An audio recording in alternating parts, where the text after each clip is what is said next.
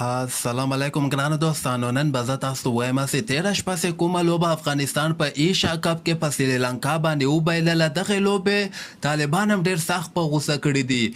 ویډیو تر اخره پورې وګورئ، په هر څه به تاسو پوهیږئ.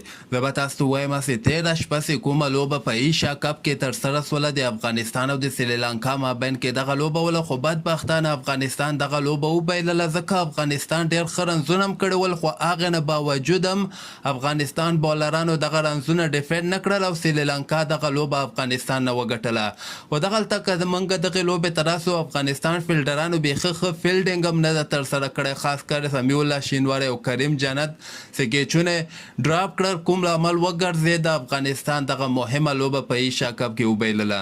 دغې لوبې نه وروسته زه به تاسو ته وایم چې طالبان هم ډېر سخت په غوسه سوي دي. دغه مشران طالبان چې کوم دي، هغوی خو کرکټ سره دومره زیاته دلچسپي نه لري، خو دغه فیسبوک کې یا دغه سوشل میډیا کې دغه واړه طالبان چې کوم دي، دغه د کریم جنت او سمیع الله شینواری او ډېر بد ردم ورپسې وایي د افغانستان دغه لوبغاړه پسې د افغانستان د کرکټ مینوال.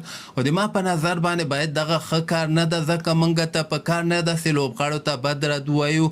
لوبه کې ګټل او بایلل راځي، خو دغلته سفارشان چې کوم دي، دغوی باید افغانستان ټیم نه رخصت سي.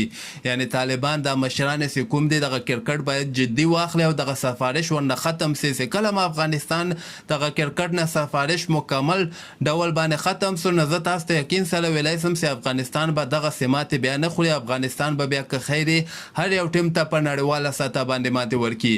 تاسو د دې په هکله باندې خپل نظر هم لاندې ما سره په کمنټ کې شریکولی سئ، خو موږ او تاسو دغه حق نه لرو چې یو لوبغاړي ته که هغه ښه لوبه ونه کړي، بد رد ورته ویللو حق موږ نه لرو. خو باید هغه چې دوی فکر وکړي چې دغه لوبغاړی په سفارش باندې راغلی، دغه باید وباسي او حقداره لوبغاړي ته چانس ورکړي.